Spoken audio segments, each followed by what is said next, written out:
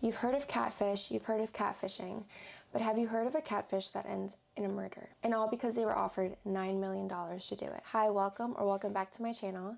My name is Francesca, and this is where I tell true crime stories that fascinate me and hopefully fascinate you. If you're a true crime addict like I am, then I definitely recommend subscribing because I'm here for you every week with a new story. Now let's get into this one. This case takes place in Anchorage, Alaska, which is actually the biggest city in Alaska. About 40% of Alaska's population lives there, and it's more city than you would think suburban. In Anchorage lived Cynthia Hoffman, whose family and friends called Cece. She lived in the home with her father, Timothy Hoffman, and her mother, Barbara Hoffman. Cynthia was someone who was a bit more shy than normal teens.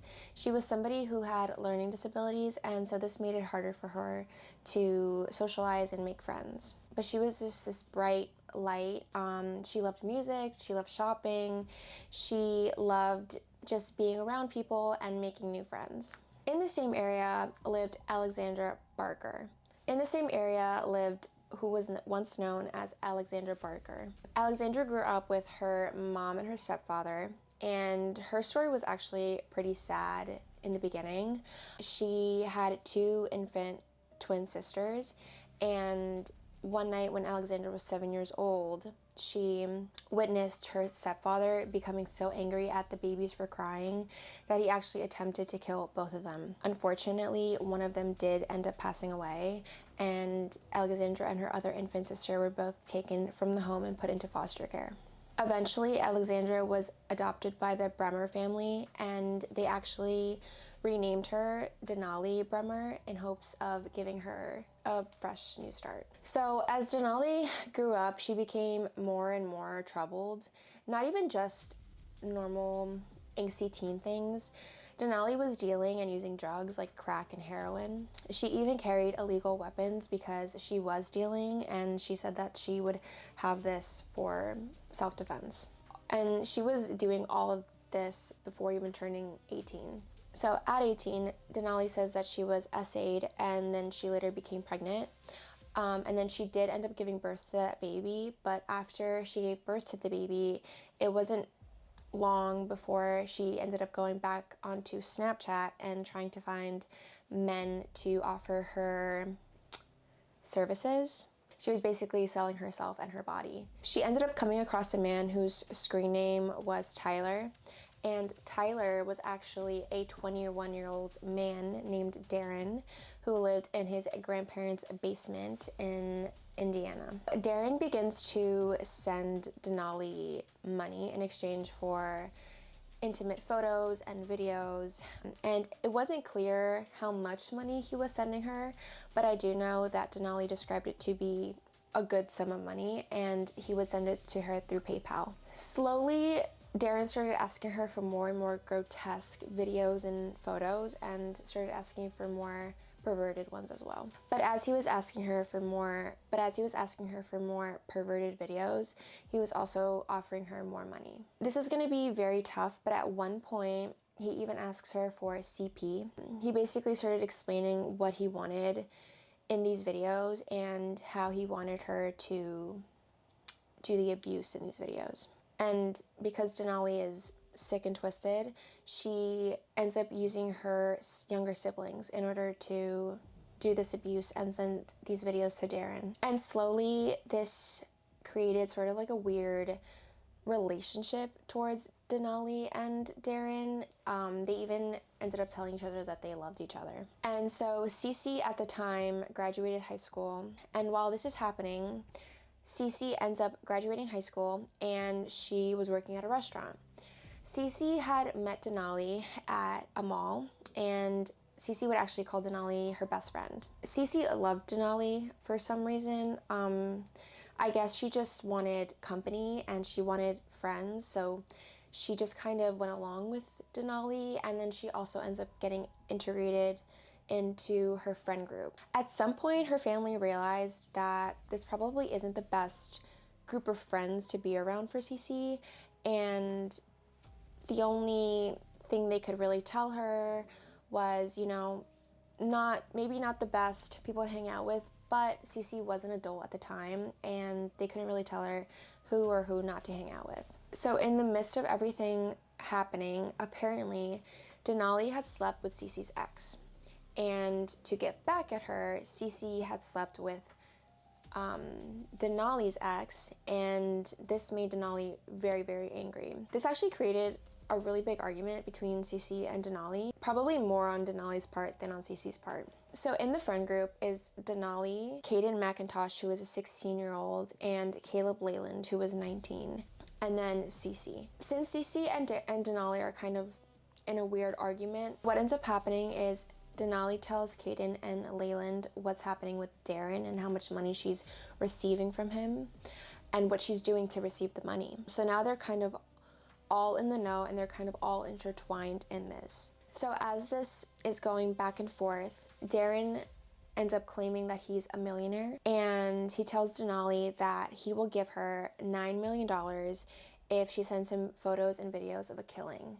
But he doesn't say who, just anyone. So now this is the part of the story where you're probably like, oh my god, Francesca, cut the cameras, like, it's done, right? The story is over.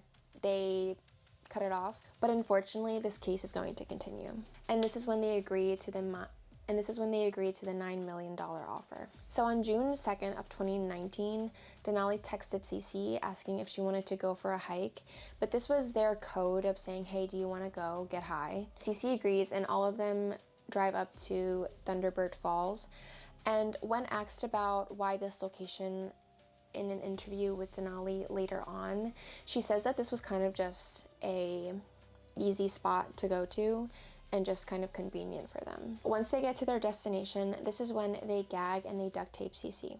Obviously, Cece starts to panic and she's in despair. They end up getting to their destination, Cece still bound and with duct tape over her mouth. They get to, and the group now is Denali, Cece, and Caden. Once they walk to an area, they take off Cece's duct tape, and this is when she begins to yell at the top of her lungs. She says she's going to call the police, that she's going to get everyone involved, and she's going to say that they tried to kidnap her. This is when, in their twisted minds, Caden and Denali are now like, we have to get rid of her because we have drugs in the car and we don't want the police coming and them being arrested on drug charges and kidnapping charges. As Cece's freaking out, Caden very calmly walks up behind her and with a 9mm gun shoots her in the back of her head. Cece passes away and they throw her body into the river. Denali will later say that she ended up going along with the plan because it was kind of like problem solved, in her words. After they get rid of Cece's body, they try to cover the murder up by burning Cece's clothes, her purse, and even the gun. After some time, Cece's dad was texting her, calling her, trying to reach her, and she wouldn't answer his phone calls, but she was replying back to his texts. And it wasn't like Cece to not answer the phone when her dad called because she was still living at home, so it was a respect thing, like if your dad calls, you have to answer. But what was happening was that Denali was answering and saying that she got dropped off at another local park. But since the phone calls were not being answered, he had a feeling that Cece was not the one texting back.